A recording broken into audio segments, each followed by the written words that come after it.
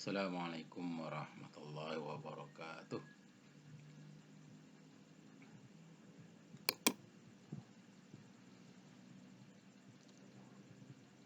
Berikut akan saya sampaikan pertemuan yang ketiga atau sesi 3 makul mata kuliah seminar proposal S2 PAI. Tema yang perlu dibahas pada sesi 3 ini adalah perumusan judul dan penulisan abstrak. Ya. Materi ini menjadi sangat penting karena pengalaman mengelola prodi sejak 4 tahun yang lalu menangani prodi pendidikan bahasa Inggris. Kemudian ini tahun pertama prodi S2 PAI. Kasusnya hampir sama. Banyak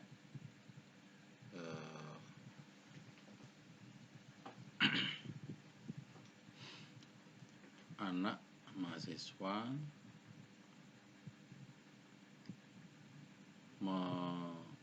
melakukan penyelesaian tugas akhir, yaitu berupa skripsi atau tesis, sudah jalan di tengah, namun kebingungan karena ternyata judul tesisnya, judul skripsinya itu tidak melalui langkah-langkah yang benar. Banyak yang kebingungan di tengah karena bingung ditanya, nah ini teori pokoknya mana gitu. Kalau itu buku apa yang menjadi buku primer, sumber primer, atau artikel mana? Nggak tahu Pak, saya cari nggak ketemu, udah kok bisa gitu. Ya, dan itu banyak dialami oleh mahasiswa.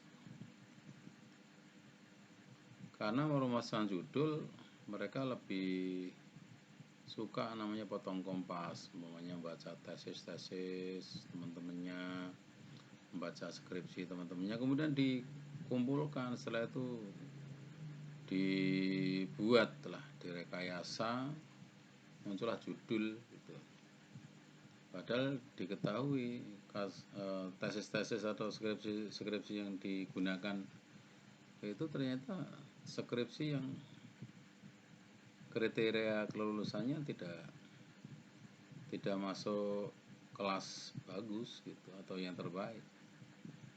Bisa jadi mereka lulus karena di pintu gerbang terakhir harus diluluskan. Ya tentu saja ada revisi, tapi kadang orang yang sudah di batas terakhir itu kan ya revisi sebisa-bisanya, bahkan kadang-kadang ya suruh sih iya Pak, tapi ternyata nggak revisi. Nah itu dijadikan referensi, kan tidak repot itu. Jadi dari hasil penelusuran nanti ditemukan bahwa judul itu bahasanya judul bodong, judul yang memang tidak ada referensi utamanya, referensi yang sekunder bahkan pelengkap. Nah, berdasarkan pemikiran itulah yang kemudian dirumuskan ini. Langkah-langkah merumuskan judul tesis, ya saya sarikan secara sederhana itu ada 5 langkah. Mestinya judul tesis itu dirumuskan dari langkah yang pertama ini. Kadang-kadang ketika tanya, kok judulmu itu apa sih tujuannya, apa sih alasannya? Ya tahu, karena yang penting aku nulis tesis, aku menulis skripsi, selesai. Padahal seharusnya punya alasan yang jelas, akademis lah gitu. Passion theme atau tema passion, tema kesukaan itu memang dikaitkan dengan keahlian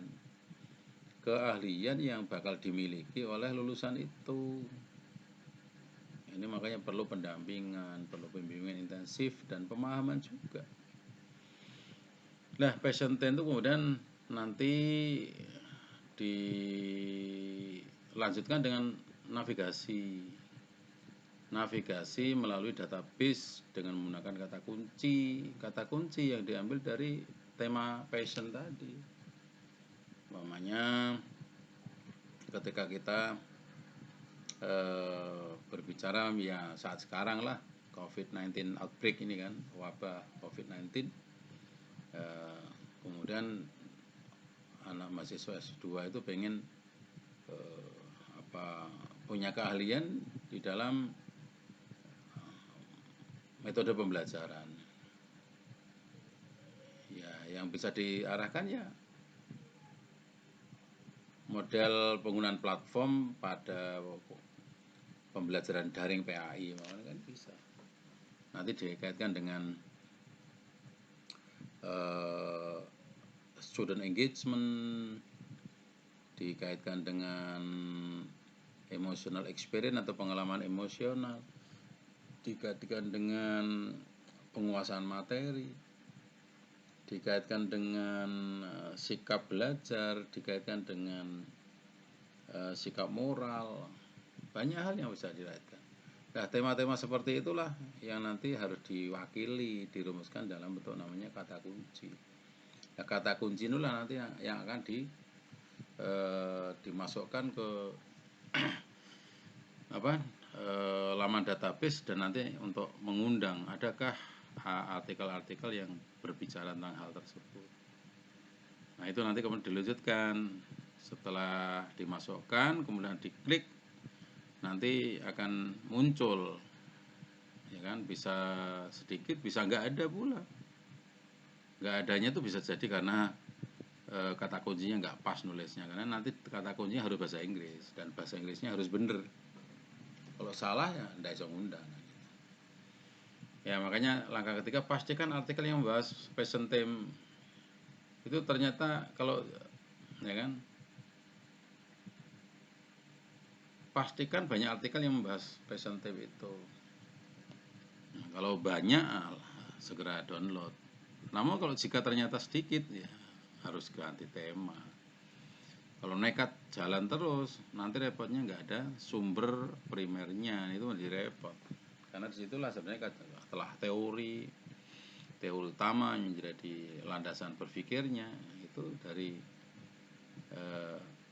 artikel-artikel yang muncul itu. Semakin banyak itu semakin kuat nanti telahnya.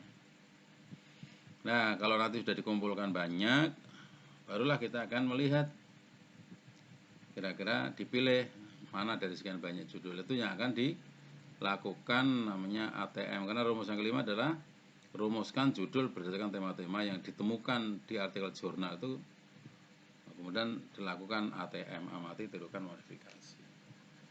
Nah, bagaimana cara memodifikasi? Ini sederhana ya, tidak terlalu rumit lah karena ini kelasnya untuk tesis. Kecuali kalau disertasi, kemudian artikel jurnal internasional, itu nanti lain lagi.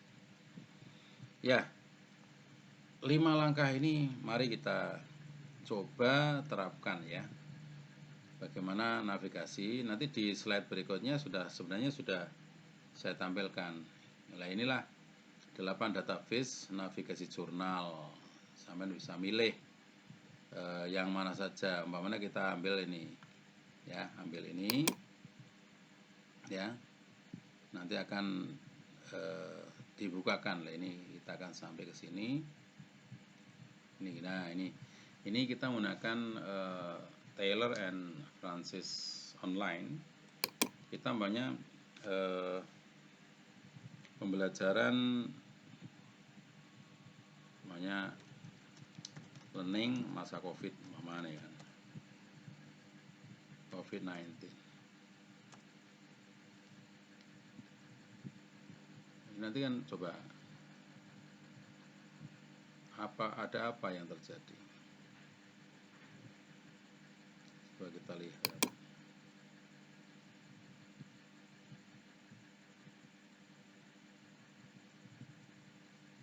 Atau kata kuncinya kurang pas. bisa jadi online learning.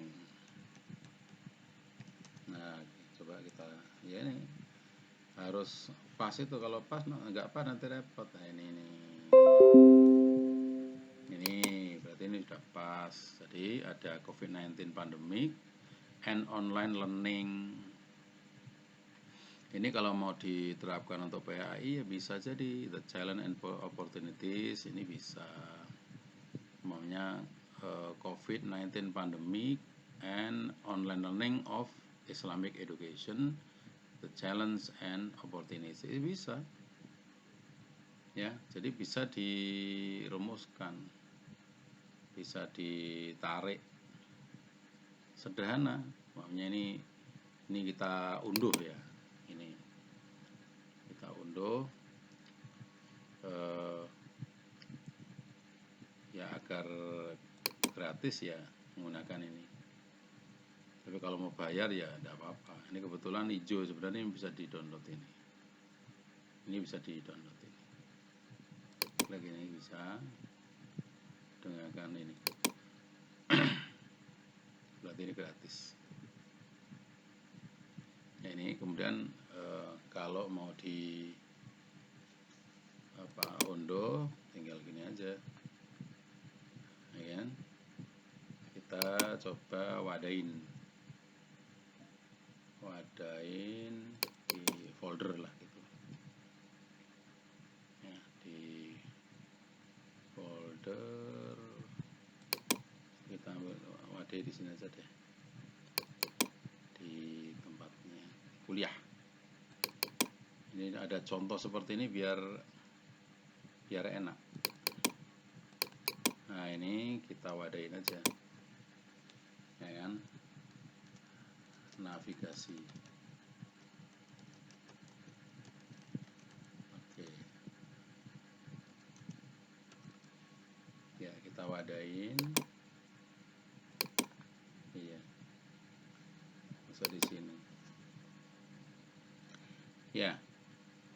Kalau kita mau modifikasi, kita lakukan aja. Nah, ini hasil modifikasi judul. Nah, kita lihat buka dulu ya, kita masukkan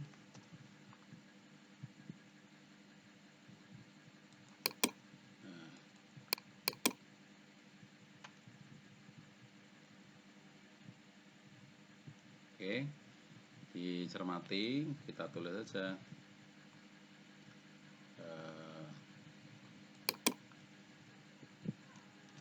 perumusan judul tesis dengan langkah tepat. Nah, itu nanti kita gunakan judul asli.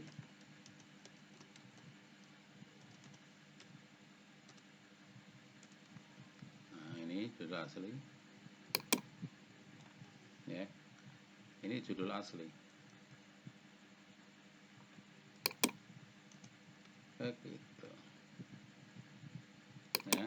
Kalau di bawahnya judul modifikasi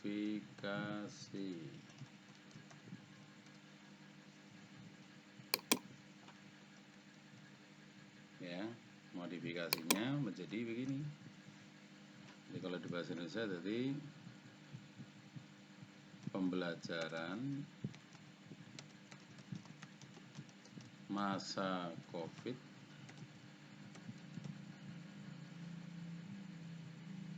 pembelajaran online, pembelajaran PAI ya, secara online di masa COVID. Nah, sini tambahin apa umpamanya tantangan dan peluang. Nah, bisa Ini di mana studi kasus di madrasah atau di MI mana Kendal itu aja. Ini kan bisa. Ini bisa jadi beberapa judul ini. Umpamanya kalau ini berarti kan paraphrase dari atas tapi agak dekat gitu. Ya, tapi tidak apa-apa. Umpamanya diganti pembelajaran PAI online, ya, online dan dampaknya terhadap pembentukan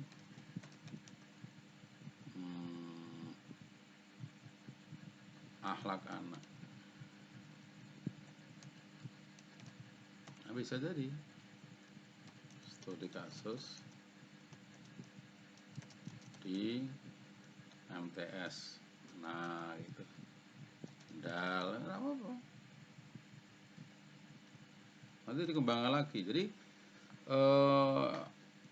asik banget ya kalau melawan seperti ini, variasi judulnya bisa bagus dan peluang untuk dipublish kalau ditulis dengan serius itu sangat besar ya. Bisa diubah lagi bapaknya, kira-kira dikaitkan dengan apa. Ada bahkan yang mencoba pembelajaran online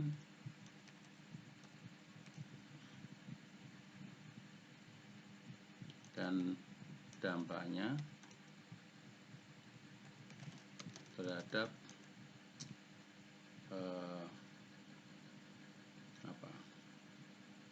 penguasaan materi,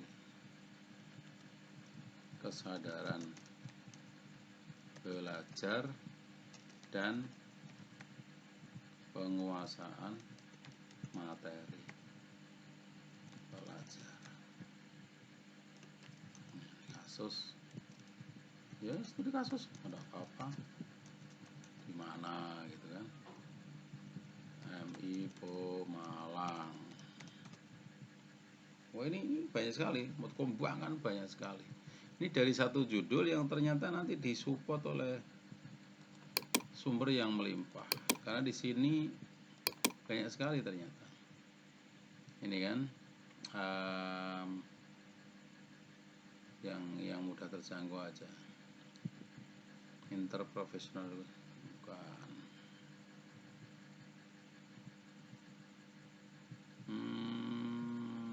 Kira-kira mana? Coba kita lihat yang lain lagi. Bisa dimodifikasi sedemikian rupa. Ini kan engaging student in fully online accounting degree. Bisa jadi ini kalau mau diambil juga nggak apa-apa.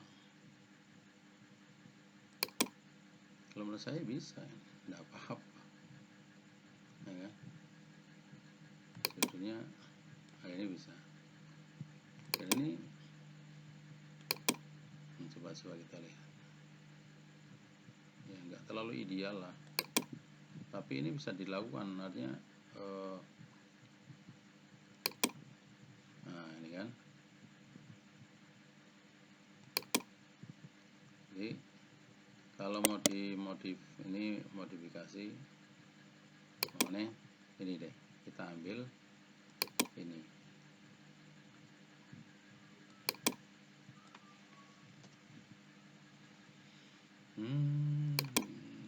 Diambil lembar yang kedua deh. Nah ini judul asli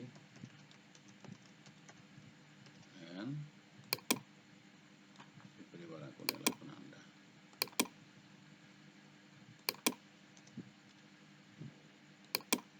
Nah ini kemudian hasil modifikasi.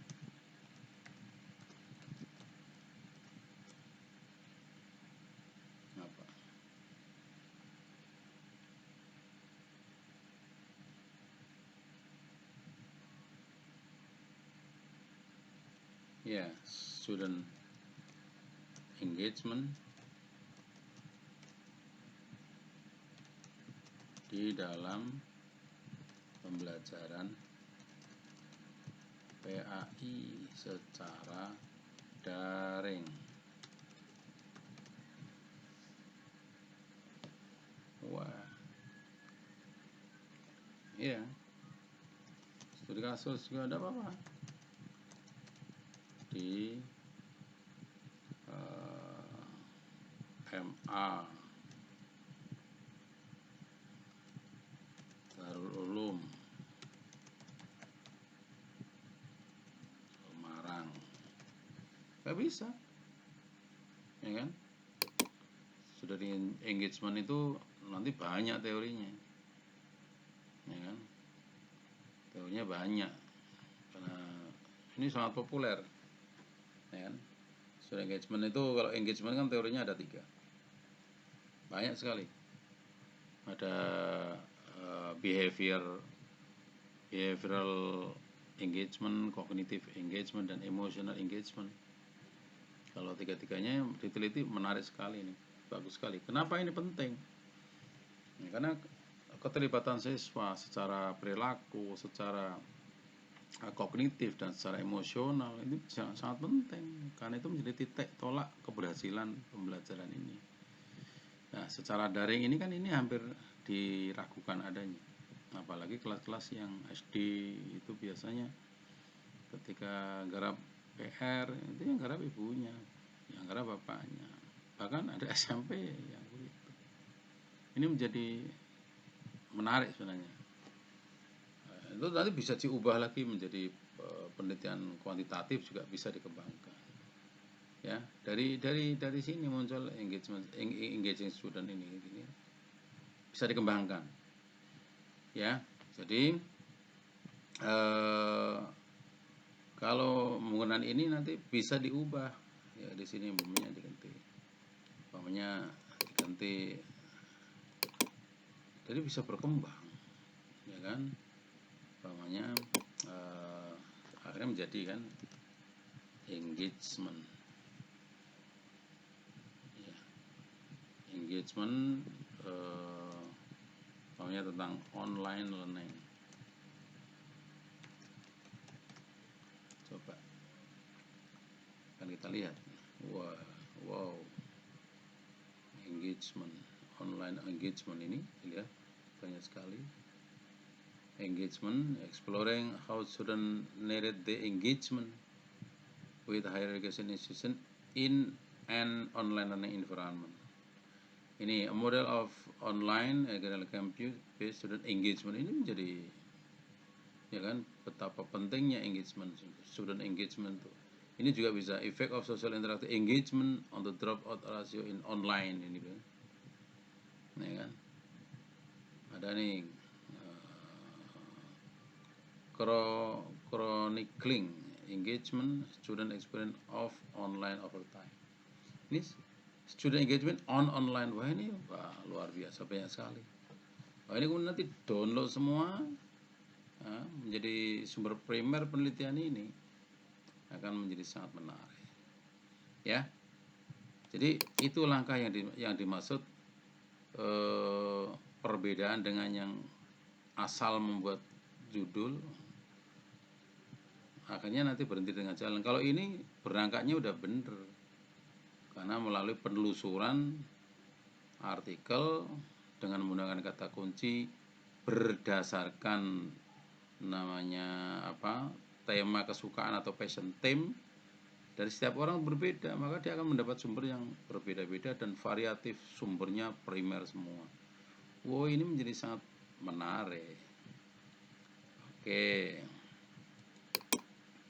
mari kita lihat. Jadi ini sudah kita sampaikan melalui ini. Saya bisa tadi kan melakukan telepon online, bisa Emerald, bisa Sage, bisa Sign Direct, bisa online Willy, ya, Willy online library.willy.com, Cambridge, kemudian Oxford, dan Springer. Ini bisa. Saudara sekalian, itu yang menjadi penting. Nanti tinggal praktekkan. Akan lebih bagus lagi. Nah, ya ada orang yang nggak suka, tapi menurut saya ini lebih rapi. Menggunakan namanya reference manager. Kalau kami memang menyampaikan menggunakan Mendeley saja. Mendeley itu karena dia terhubung langsung ke Elsevier, ke publisher-publisher terbesar di dunia, sehingga sangat menguntungkan untuk memperoleh sumber-sumber dan mengakses gitu, sumber-sumber yang berkualitas tingkat dunia. Oke, jadi problema perumusan judul sudah terselesaikan, dan saya berharap setelah kuliah ini otomatis atau sambil mendengarkan melihat YouTube ini kemudian merumuskan langsung, tulis apa yang menjadi, langsung menelusuri, jangan tunda, kalau besok menjadi lupa. Oke, berikutnya kita akan, ya tadi udah ini kita lihatkan ya, tadi udah hasil ATM sudah banyak tadi udah kita lihatkan dan lebih mudah. Nah, ini contoh, ini contoh penelitian di Amerika tentang perspektif para guru terhadap pendidikan kewarganegaraan di sekolah-sekolah Islam di Michigan, Amerika. Dimana ini riset gapnya cetok, jelas. Michigan kan negara bagian dari negara bagian Amerika. Ya tetap Amerika, negara sekuler. Ya urusan agama itu bukan urusan negara tapi urusan masyarakat. Ya di sana ternyata banyak umat Islam juga, akhirnya mendirikan sekolahan. Nah, sekolah-sekolah Islam yang ada di negara Amerika itu apakah tunduk pada pemerintah atau Islam sebagaimana mereka? Jangan-jangan mereka juga menginginkan apa gitu, negara Islam. Walau itu mustahil untuk di Amerika, atau sangat sulit lah. Ya, kemudian teliti bagaimana sebenarnya mereka, apakah menyampaikan tentang pendidikan cinta tanah air atau seperti apa, diteliti ini. Ya, bagaimana cara pandang guru terhadap kasus itu. Riset gapnya begitu. Berikutnya ini judul awalnya ini, does religion build moral behavior and attitude moral? Apakah agama itu membangun, ya, menanamkan atau membentuk sikap moral dan perilaku moral bagi anak. Ini kalau kemudian dirumuskan kan bukan ini menjadi apakah Islamic education. Nah, ini kan apakah Islamic education itu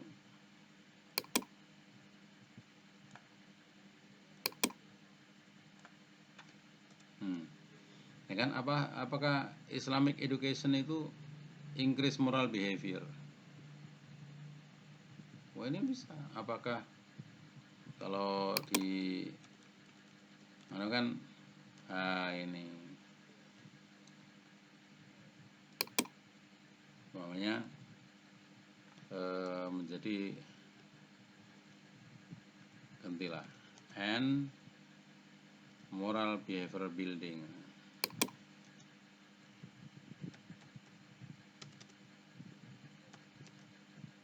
Nah, ini kan bagus. Oh, bagus sekali. Ini kalau dikembangkan bagus sekali, ya kan? Yang lain citizenship, nah ini juga akan bagus nih, ya kan? Nilai-nilai kewarganegaraan di materi-materi sekolah, di mapel yang ada di sekolah. Ya, ini studi di Iran, SD Iran, SD sampai Iran, school subject. Nah, ini nanti bisa dikembangkan nih, bisa diubah menjadi cinta tanah air, karakter cinta tanah air di sekolah, di di materi-materi pelajaran di sekolah. Di kasus di Indonesia, maksudnya di sekolah SD sampai itu bisa. Ini bisa juga tapi tidak terkait dengan, ya nanti bisa dibelokkan ke sana. Coba ini yang lebih, ini tadi sama. Nah, ini jadi bagus nih. Ini perspektif mahasiswa universitas terhadap blended learning. Ini dikembangkan menjadi perspektif siswa terhadap ini pembelajaran virtual. PAI virtual itu bisa dikembangkan kan? Perspektif siswa ya kan tentang on virtual learning of Islamic education. Ya kan? Atau virtual for Islamic education. Jadi perspektif siswa tentang ini bagus sekali, kembangkan di Mas Prof. Oke, nanti segera bekerja. Ya. Nah, berikutnya kita akan masuk setelah judul, baru kita akan masuk ke abstrak. Ya. Abstrak itu penting, ya kan? Karena menjadi apa ya, miniatur dari bangunan riset kita. Kalau proposal berarti kan menggambarkan apa yang hendak kita kerjakan. Ya, tentu belum berbicara finding kan. Minimal ya riset gap-nya apa, tujuannya, teorinya, metodenya itu kan. Metodenya kan bisa dikembangkan, direncanakan nanti menggunakan interview, menggunakan survei kan bisa jadi. Populasinya kalau kuantitatif kan. Kalau kualitatif bisa jadi maunya telah buku apa saja, yang seperti apa. Ini abstrak. Ya, abstrak itu menjadi sangat penting. Bahkan ketika ada call for paper itu yang dikirim pertama itu apa? Judul, abstrak, reference, bibliografi, itu aja. Ya. Bahkan ada yang judul dan abstrak saja ada. Nah, tentu kalau abstrak nanti dilengkapi dengan keywordnya. Ya, keyword. Oke. Ini kalau yang pertama. Jadi abstrak itu modelnya banyak. Ya. Tidak satu gaya saja. Ini coba ya. Aspek-aspek yang ada dalam abstrak yang pertama dilihat ya, ada riset gap, tujuan, kemudian desain risetnya, teori yang secara jelas menjelaskan ini, yang secara clear itu, menjelaskan apa yang dikaji. Kemudian data interview dan riset implication, ini tidak ada finding. Ya, yang model 2 ini, model 2 itu sederhana, ada riset debate, ya, kemudian tujuan, ini kan ada itu. Over the last 2 decades, sexuality has emerged is a key theme in debate about citizenship.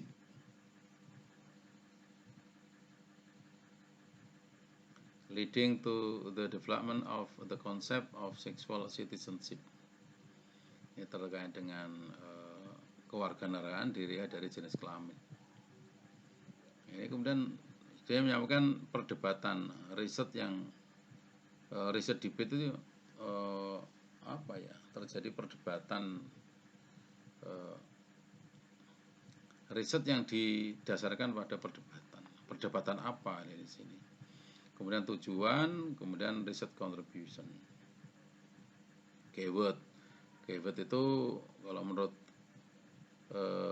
reviewer internasional, profesor muda Pak yang kemarin saya mengikuti pelatihannya, katakan minimal 4, maksimal 6. Ya, ini variasi yang kedua, research, debate, purpose, kemudian riset contribution.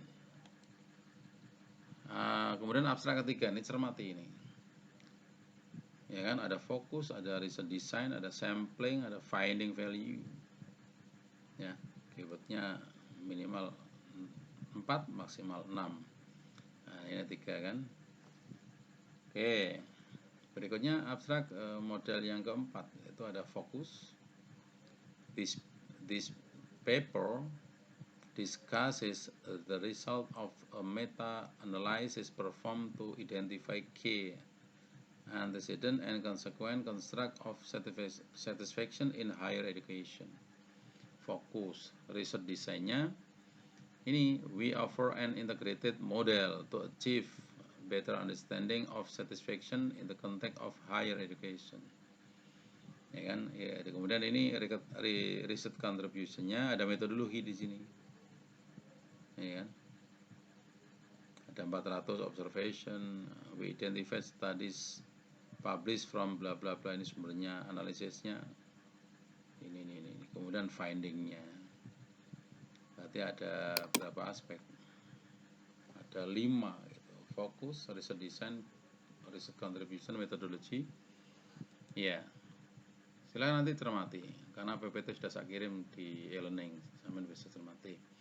Kalau ini ada fokus, metodologi, finding dan implication. Jadi cetok. Nah, ini. Ya. Kemudian berikutnya ini nih, riset gap. Mode 6, riset fokus, material, kemudian method, result. Ya.